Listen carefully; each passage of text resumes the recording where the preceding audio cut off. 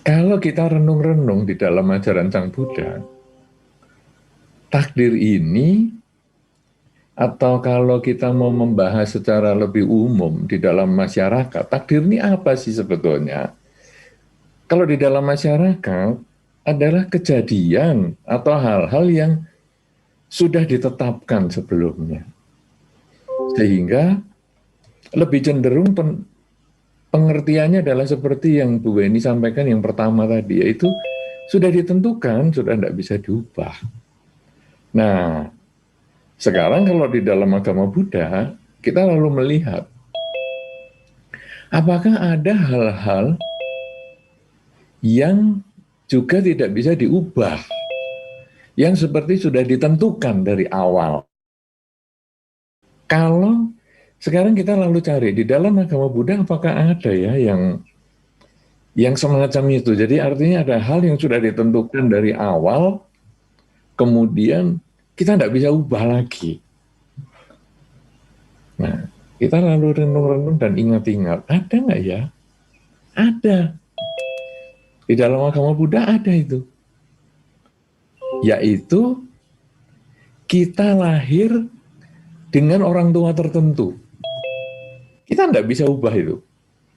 Jadi misalnya saya, orang tua saya si A dan si B ini, saya tidak bisa ubah. Ayah saya si A, ibu saya si B, kemudian kakak saya si D, dan seterusnya saya nggak bisa ubah. Kemudian kalau kita lalu renungkan apa ya yang nggak bisa diubah ini? Oh, ternyata ini adalah karma. Karma yang melahirkan, ini tidak bisa diubah. Ada yang lahir di keluarga yang sukses, ada yang lahir di keluarga yang kurang sukses, ada lahir orang yang terlahir pandai, ada yang terlahir tidak pandai. Ya, ini semua tidak bisa diubah, sehingga seolah-olah punya makna seperti takdir tadi. Nah, kemudian kalau kita lalu renungkan dalam perjalanan hidup ini, orang yang dilahirkan di keluarga A dengan bentuk badan yang seperti itu, dengan wajah yang seperti itu, dengan kepandaian, dengan kekurangannya, dengan semua kelebihannya, ini kalau terus berjalan dengan faktor waktu, ada beberapa hal yang meningkat. Nah, jadi ternyata mulai ada perubahan ini sekarang. Yang tadi kita jalani biasa-biasa dalam hidup ini, ternyata sekarang ada yang berubah. Misalnya, orang yang lahir di keluarga yang sukses. Dengan proses berjalannya waktu, ternyata anak ini dari bayi menjadi anak yang sangat pandai. Jadi dari awal umurnya belum terlalu cukup, beberapa bulan saja, dia sudah mulai bisa ngomong, mulai bisa berinteraksi dengan orang tua, dia bisa panggil papa, mama, kemudian dalam beberapa bulan kemudian sudah bisa jalan. Wow, ini hebat sekali. Mulai ada perubahan yang tadi dilahirkan seperti itu dari keluarga sukses, ternyata dia juga anak yang perkembangannya cepat dan pandai. Sebaliknya dari satu keluarga yang kurang sukses, setelah umurnya bertambah beberapa bulan, mau tengkurap saja nggak bisa bayinya ini. Jadi, sekarang dari keluarga yang tidak sukses tadi, makin besar beberapa bulan, mau balik saja bayinya, mau tengkurap saja lambat sekali. Apalagi mau ngomong. Sampai akhirnya beberapa bulan, beberapa tahun, ngomong aja susah. Kemudian gerakan-gerakan tubuh juga susah. Nah ini sesungguhnya kalau kita lihat di dalam teori karma, ini karma yang tadi melahirkan ini, ada karma yang mendukung. Jadi tadi dilahirkan dari orang sukses, dia tambah sukses lagi. Dengan kepandaiannya, dengan fisik yang bagus, dengan motoriknya yang bagus, dengan kemampuan bicara yang bagus. Jadi tambah menyenangkan. Kemudian waduh keluarganya ya tentu senang sekali karena dia memang dari kecil sudah lucu, imut, wah menyenangkan banget lah. Sedangkan yang satu tadi yang keluarga nggak sukses ini, aduh sudah nggak sukses, ngomongnya saja susah, sudah bisa ngomong juga nggak sempurna ngomongnya, kalimatnya juga nggak jelas, kemudian gerak-geriknya juga lambat. Nah ini sebetulnya adalah rangkaian karma yang menguatkan. Apa yang tadi sudah muncul waktu lahir, dikuatkan. Kemudian berjalan lagi waktunya. Menjadi ya 5 tahun, 10 tahun, mulai mengenal Dharma katakanlah begitu, ya ikut acara-acara, ya kemudian mengenal Dharma, cara-cara dalam jaringan seperti ini kalau dalam suasana pandemi, tapi kalau tidak dalam suasana pandemi, mungkin dia ikut kegiatan di wihara, dan lain sebagainya. Nah, mulai dia belajar Dharma. Nah, yang orang sukses tadi, sudah sukses, kemudian pandai anaknya, kemudian pinter ngomongnya, wah, kemudian dia belajar Dharma juga. Tapi dia belajar Dharma dengan pandangan yang keliru. Karena Dharma ini kalau kita pelajari dengan baik, tetapi kita salah gunakan, dia juga bisa menjadi salah. Ibaratnya, Dharma ini diibaratkan kalau di dalam Dharma dikatakan seperti kita pegang ular. Kalau kita megang ular itu tepat, ular itu bisa ditundukkan. Tapi kalau ular itu tidak tepat kita megangnya, kita sendiri yang akan kegigit. Nah, orang yang pandai ini, dia menggunakan pengertian dharmanya dengan cara yang tidak tepat. Misalnya dia mengatakan gini, dia kepada teman-temannya, kamu mau bikin karma baik enggak? Ini di wihara ada kegiatan asada. Ayo, kita kumpulkan uang. Kita kumpulkan uang. Kita berdana ya ke wihara. Kemudian dia mengumpulkan. Wah, namanya orang pandai, namanya orang sukses. Tentu teman-temannya percaya di sekolah itu. Kemudian dia ngepul uang, satu kelas dikumpulkan. Didanakan. Wihara terdekat. Tetapi dia mengatakan, ada ongkosnya loh dana ini. Jadi saya potong 20%. 80% saya danakan, 20% saya potong. Nah, dia menggalang dana dengan cara dhamma, yaitu ayo berbuat baik. Tetapi dia memanfaatkan kebajikan orang ini dengan mengingat kebutuhannya sendiri, jadi memotong 20% untuk kebutuhannya sendiri. Nanti lain kesempatan lagi kadang-kadang potongannya 50%. Nanti kadang-kadang lain kesempatan lagi malah tidak diserahkan sama sekali.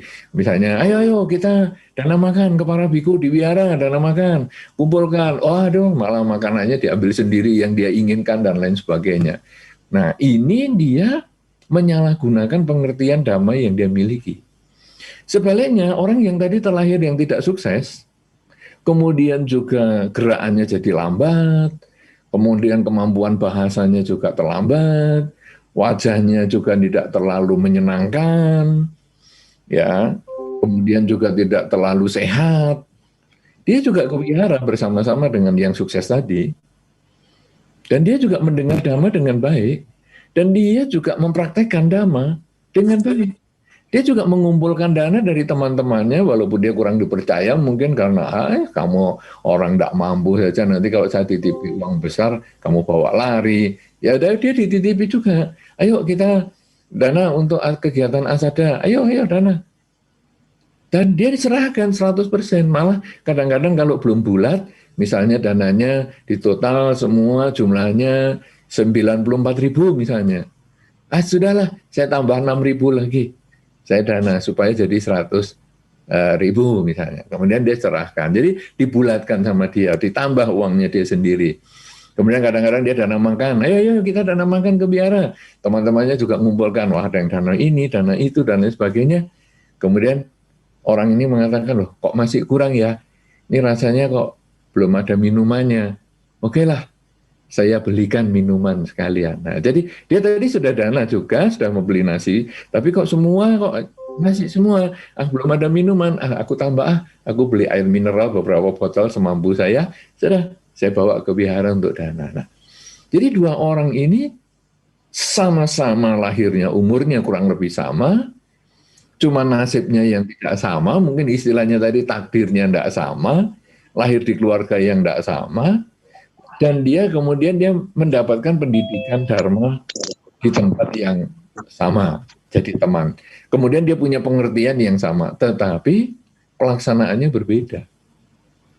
Akhirnya si A yang tadinya ini suka mengumpulkan dana tapi mengurangi dan lain sebagainya ini, dia sebetulnya sedang menanam karma buruk. Dia menabung karma buruk. Dia menabung sedikit, tiba waktunya pasti akan ada buahnya. Sebaliknya si B juga begitu. Si B yang tadi dari keluarga yang tidak sukses ini, kemudian makin besar, dia ngumpulkan dana juga, dia nambahi dananya malahan. Dana makan, dana uang dia juga tambahi, dia bulatkan misalnya. Dia sebetulnya sedikit demi sedikit dia menambah karma baik. Nah terus ini berjalan beberapa tahun. Ketika karmanya mereka ini berbuah, si A yang tadi timbunan karma buruknya ini berbuah, waktu dia mengantar dana makan ke wihara, yang sudah sebagian dia selipkan, yang sudah sebagian dia manfaatkan, dia mengalami kecelakaan. Mengalami kecelakaan sehingga kakinya harus diamputasi, harus dipotong, kemudian mukanya harus dijahit menjadi beberapa belas jahitan, matanya menjadi rusak, dan lain sebagainya, sehingga mukanya sudah menjadi tidak karu-karuan, fisiknya juga tidak karu-karuan, padahal dulunya dia ganteng, dia pandai, dia bisa motoriknya ini dia bisa kerja lebih awal waktu bayinya, sekarang mau gerak saja susah, mau ini mau susah, mau ngomong juga susah, karena di bagian mulutnya juga sudah ada, di rahang ini juga sudah mengalami masalah sehingga harus dijahit dan lain sebagainya, ngomong juga susah, sudah nggak jelas, orang melihat mukanya juga takut karena sudah mengerikan padahal dulu ganteng misalnya. Ini terjadi perubahan. Sebaliknya si B tadi yang dari keluarga yang tidak sukses, kemudian juga motoriknya lemah, kemudian ngomongnya juga nggak jelas, wajahnya juga nggak terlalu bagus, tapi dia terus melakukan dharma ini dengan baik. Dia menjalankan dharma ini dengan sungguh-sungguh. Dia mengantarkan dana makan ke wihara, ya dia nambahi dana makan ini sering juga. Kemudian dia juga kadang-kadang dana untuk kegiatan asada misalnya, Waisak seperti yang kemarin misalnya, nanti Katina misalnya, dia juga banyak berbuat baik. Dan akhirnya beberapa orang wihara mengatakan, ini anak baik nih. Ya, mungkin malah Ibu Weni mengatakan, ini ada anak baik nih. Bagaimana? Kamu kerja di toko saya atau gimana? Atau kamu jadi karyawan saya misalnya. Nah, karena kan usaha Ibu Weni yang demikian berharga ini, kalau enggak ketemu orang jujur kan repot. Jadi, sini, kamu kerja sama saya. Nah, jadi yang dulunya tidak sukses, jadi dapat pekerjaan yang bagus. Kemudian juga gajinya bagus, dia bisa menghidupi orang tuanya dengan baik. Malah sedikit-sedikit dia mulai bisa nyicil rumah misalnya, dan lain sebagainya, dan akhirnya malah dia menjadi orang yang lebih maju daripada yang sebelumnya. Nah, jadi kalau kita lihat dari riwayat kedua orang ini, kita lalu lihat tadi yang ditakdirkan, takdir dalam tanda petik kalau sekarang kita lihat, Yang ditakdirkan dari awal sebetulnya orang yang sukses. Ditakdirkan dari awal orang yang tidak sukses karena keluarganya seperti itu, kita nggak bisa milih. Kemudian didorong lagi, ada karma yang disebut karma pendukung. Yang dulunya sukses jadi tambah bagus, fisiknya, pandai orangnya. Yang dulunya tidak sukses, fisiknya juga lemah, orangnya juga nggak pandai. Tapi dia mempunyai upaya yang berbeda. Yang pandai ini menyalahgunakan kepandaiannya, menyalahgunakan dharma dalam cerita ini, ya. Tapi nanti dalam kenyataan itu bisa banyak hal yang disalahgunakan. Dalam kenyataan ini dia menyalahgunakan dharma. Jadi ketika dia mendapat titipan kepercayaan dari teman-teman, ini sekarang adalah pilihan dia. Dia mau melanjutkan titipannya ini secara 100% atau malah menambah, atau dia mengurangi, memotong 20% dan lain sebagainya.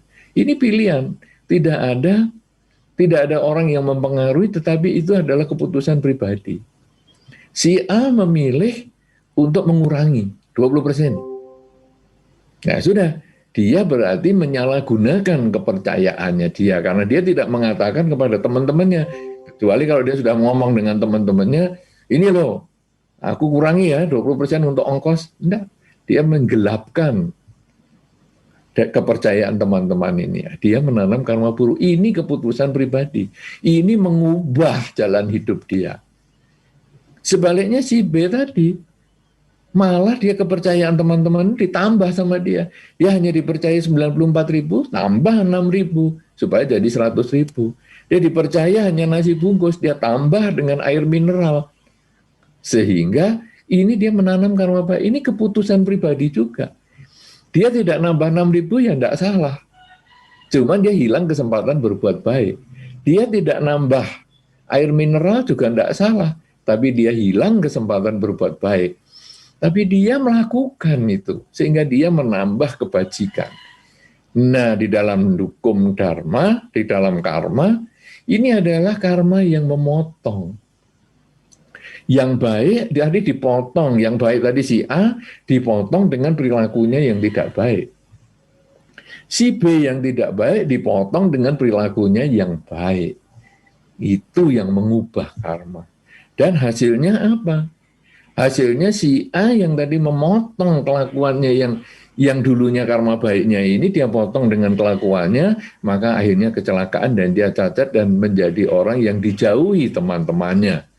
Sebaliknya si B yang dulunya itu memang dijauhi teman-temannya karena keterbatasannya, tapi karena karma baik yang dia miliki, memotong itu semua. Dan akhirnya dia malah menjadi orang yang lebih baik dari kehidupan yang di masa kecilnya. Sehingga dia bisa merawat orang tuanya, dia punya pekerjaan yang tetap, dan lain sebagainya.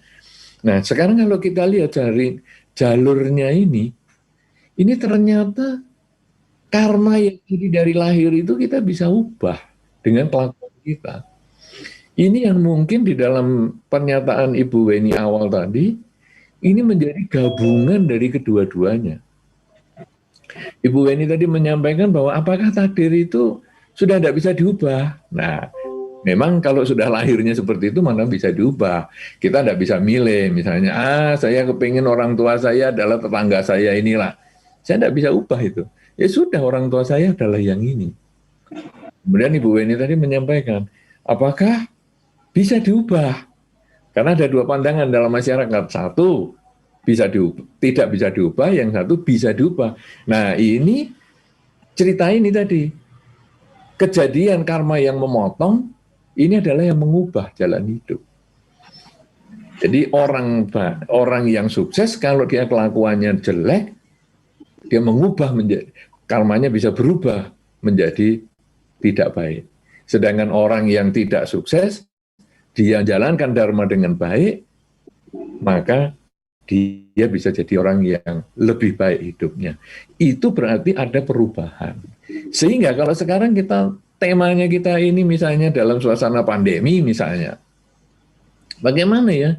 Apakah pandemi ini sudah karma yang harus kita jalani? Oh, ya kita menggunakan istilah karma saja ya, karena mungkin ini lebih cocok daripada kata takdir. Mungkin nanti ada beberapa orang soalnya di dalam masyarakat kata takdir itu punya konsep yang berbeda-beda, tidak sesederhana yang kita pikirkan. Jadi supaya kita tidak salah pengertian dengan masyarakat, nanti berbenturan dengan masyarakat, kita kemudian punya konsep membahas sebagai karma saja. Jadi apakah sekarang pandemi ini karma kita? Ya, sebetulnya ini termasuk karma kelompok kita.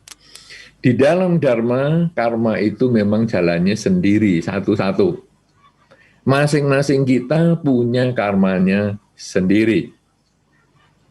Tapi ketika kita berkumpul dengan orang lain, maka terjadilah karma bersama di titik itu. Jadi misalnya, saya lahir di dunia ini adalah bawa karma saya sendiri. Tetapi ketika saya terlahir di keluarga saya, nah ini ada orang tua. Orang tua itu juga punya karmanya masing-masing. Dia melahirkan saya. Maka jadilah pertemuan itu sebagai karma keluarga. Masing-masing membawa karmanya sendiri-sendiri, tetapi pertemuan dalam keluarga menjadi karma keluarga.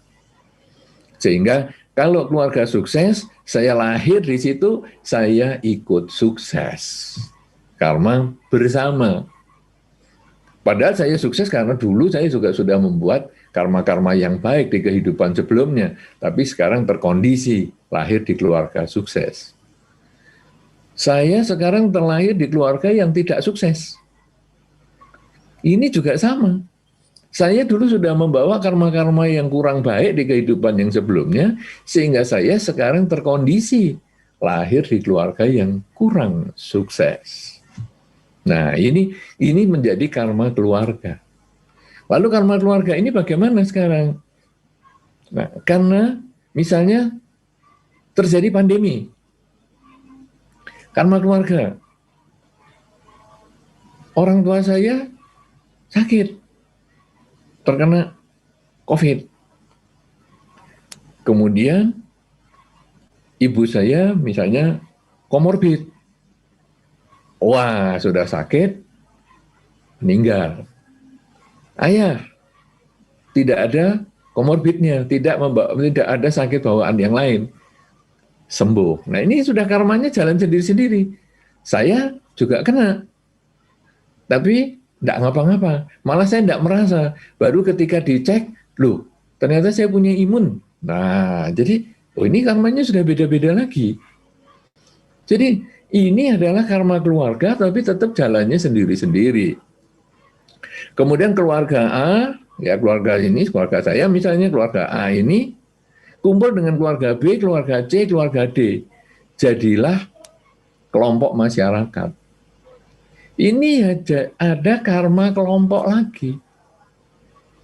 Sehingga nanti, di daerah kita sekarang zona merah loh. Yaitu kena pandemi, ini keluarga kita kena, tetangga kena, depan rumah kena, waduh satu lingkungan kena semua. Bisa terjadi seperti itu. Tapi nanti masing-masing juga ada yang sembuh, ada yang tidak sembuh, ada yang meninggal, ada yang lain-lain dan lain-lain. Ada yang satu rumah juga tetap nggak kena misalnya. Ini jalannya karma sendiri-sendiri. Kemudian masyarakat ini gabung dengan masyarakat-masyarakat yang lain. Jadilah satu negara. Negara ini ada zona merah misalnya. Kemudian negara sana juga sama. Jadi ini gabungan lagi. Kemudian negara-negara bergabung menjadi dunia. Nah, sehingga sekarang tiap hari kita sering melihat corona di negara A yang terkena sekian, yang sembuh sekian, yang meninggal sekian. Negara B yang kena sekian, sembuh sekian. Ini sebetulnya adalah karma bersama lagi, karma dunia ini. Jadi, kita sebetulnya, apakah karma kita bersama? Ya. Tetapi ketika kita terkena, atau ketika kelompok kita terkena, masing-masing jalannya berbeda. Apalagi, misalnya si A, si B, si C kan meninggal karena pandemi ini, karena COVID. Apakah karmanya sama? Di titik dia meninggal, sama. Meninggal karena COVID, sama. Tapi setelah meninggal dia lahir di mana, tidak sama. Karena kembali dia membawa karmanya masing-masing.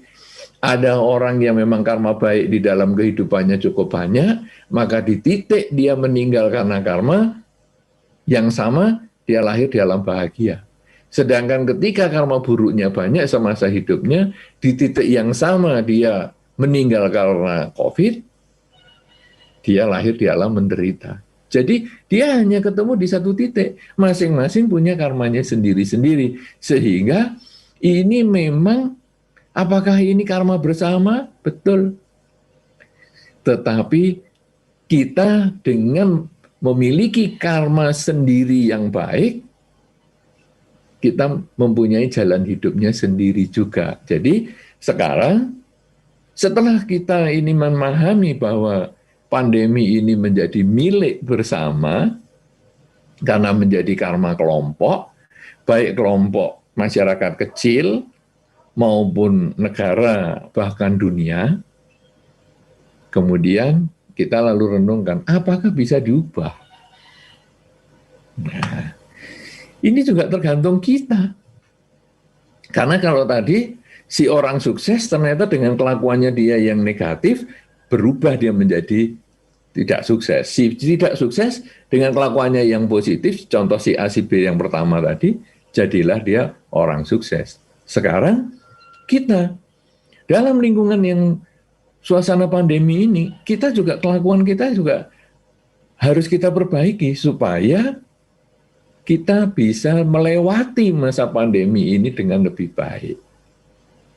Bagaimana kita cara mengubah kelakuan kita? Banyak hal secara medis ataupun secara umum. Kita ikuti protokol kesehatan yang sudah disampaikan dan sudah diulang-ulang oleh pemerintah.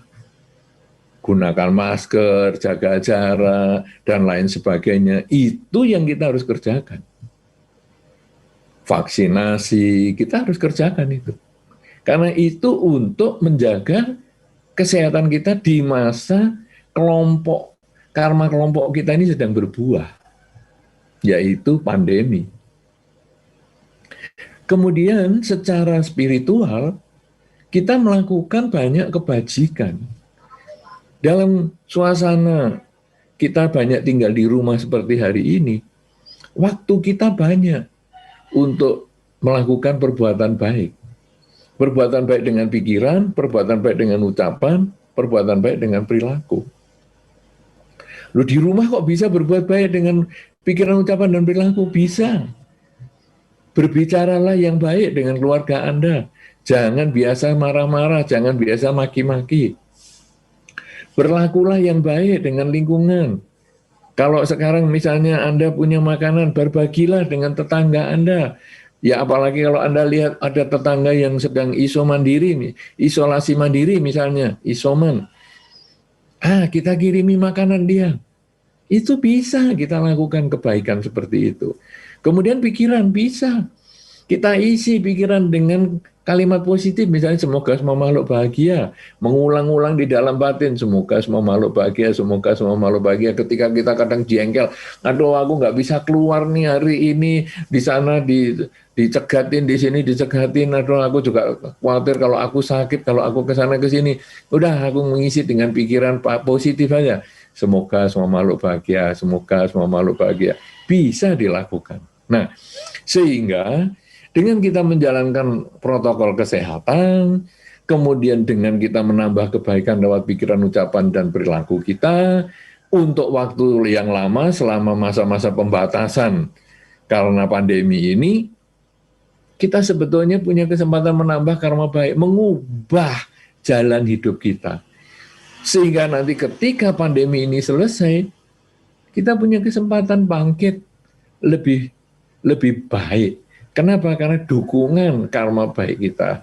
Karena inilah yang bisa mengubah hidup kita. Jadi kalau sekarang pandangan tadi tentang karma itu apakah bisa diubah, karena kita tadi sudah sepakat, takdirnya kita ganti menjadi istilah karma supaya lebih jelas dalam pembicaraan kita.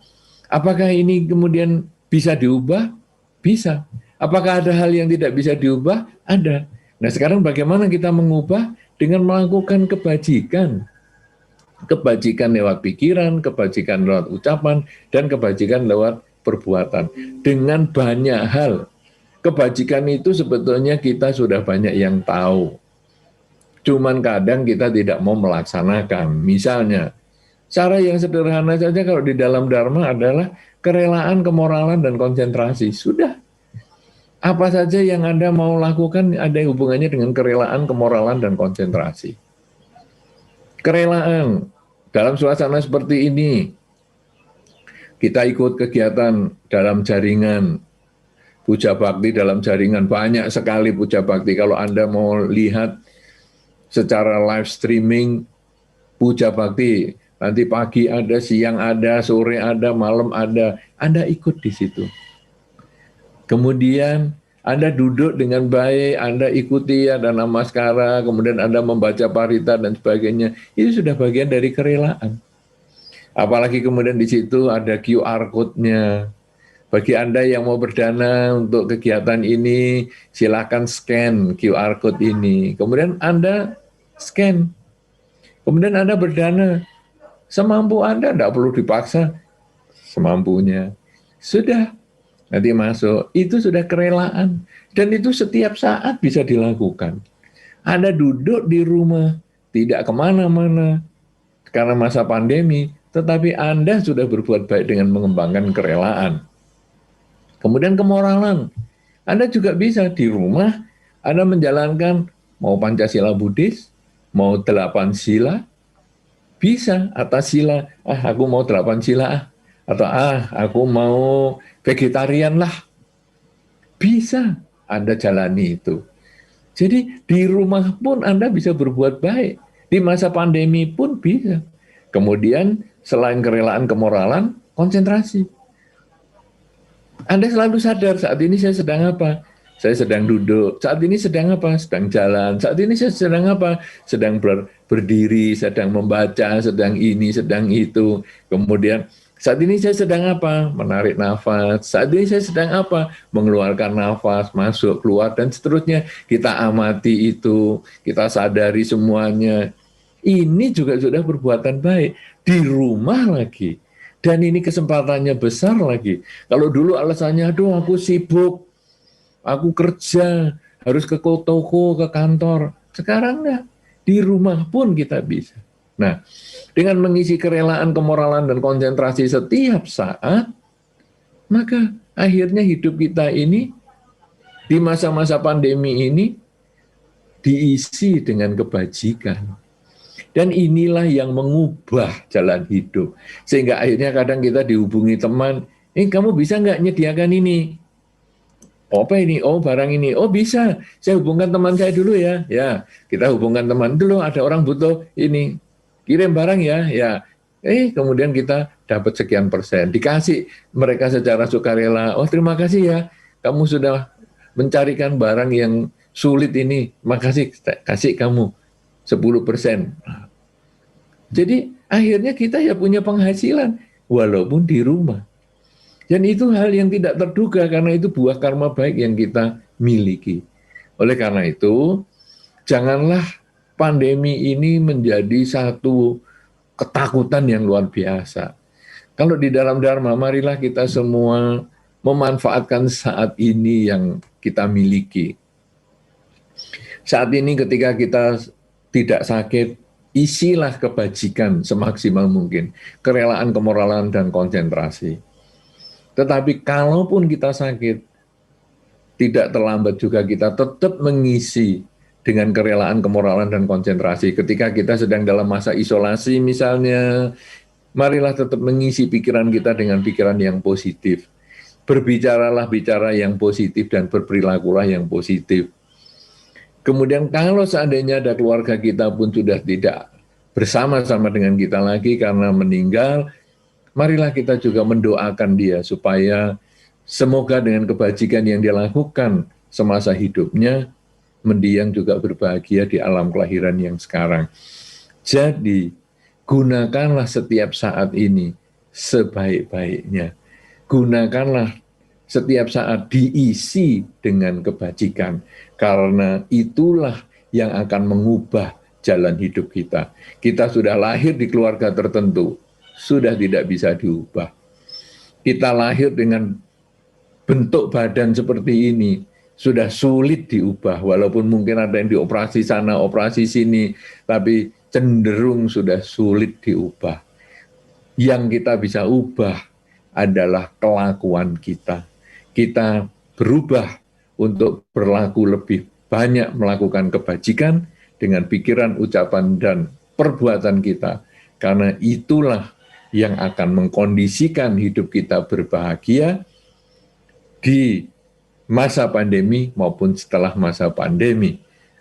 Sehingga kalau kita lahir dari keluarga sukses dengan dukungan fisik yang baik, kemudian kita bertekad untuk melakukan banyak kebajikan, maka karma kita yang berikutnya adalah mendukung lagi kesuksesan yang tadi kita sudah dari lahir kita bawa, tambah sukses lagi.